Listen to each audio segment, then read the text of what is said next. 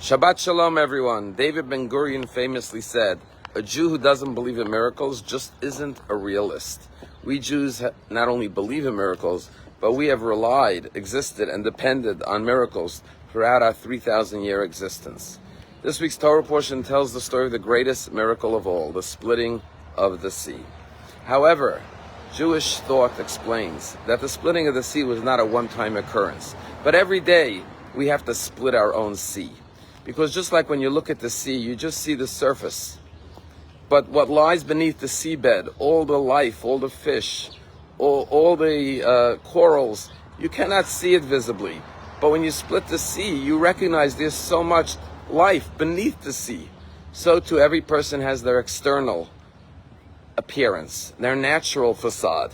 But beneath that, there's a supernatural abilities. What you see is just the tip of the iceberg.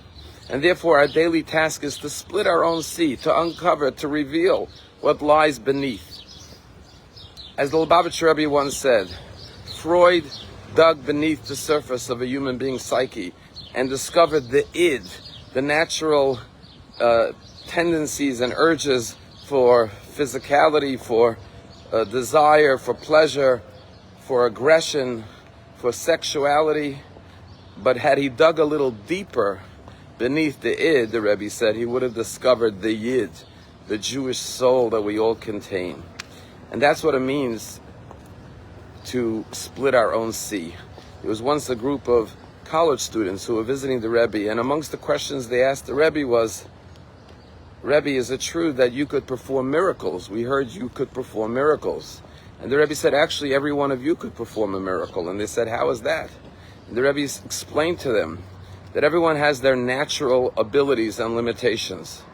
But beneath the surface, we have a soul, which is unlimited, which is infinite, which is a part of God, it's divine. And therefore, if we tap into our soul, we could overcome our natural limitations. The Rebbe said to them, if each one of you today makes a resolution to improve something about your lives, whether it's a character trait, whether it's to do a mitzvah, choose something that you thought was impossible for you to achieve. And then when you succeed through hard work and determination in accomplishing it, you will have performed a miracle. You will have transcended your natural limitations and abilities. Tonight and tomorrow is the 10th day of Shabbat on the Hebrew calendar, which marks 75 years since the Lubavitcher Rebbe began his leadership of the Chabad movement in 1950 after he succeeded his predecessor, his father-in-law, Rabbi Yosef Yitzchak Schneerson. And everyone knows what the Rebbe accomplished. Supernatural accomplishments, built an organization with 5,000 emissaries literally around the globe. How did one rabbi do that from Brooklyn, New York, from his office? Set up an army because he recognized that every Jew and every human being has a soul. And therefore you never judge a person by their external facade and appearance. If you see a person, you see them for who they are. If you see their inner soul, and you realize what you see is just the tip of the iceberg, beneath them lies so much depth and holiness and spirituality and godliness, and you tap into that, you could transform lives. And that's how the emissaries of the Rebbe transform lives all over the world, by helping people split their own sea. This week I had the merit, together with Dini, to pray at the resting place of the Rebbe, the Ohel in Queens. And it's amazing that hundreds and hundreds of people are there every hour of the day and night, 24/7. People flock to pray for guidance, for inspiration, for prayers, for connection. As a matter of fact, President Trump on October 7th of this year commemorated October 7th, the first anniversary of the tragedies of October 7th, by praying at the Rebbe's resting place in the Ohel. And when you go to the Rebbe's Ohel, you're reminded of his message, to reach out to every person with love, and to see the good in every person.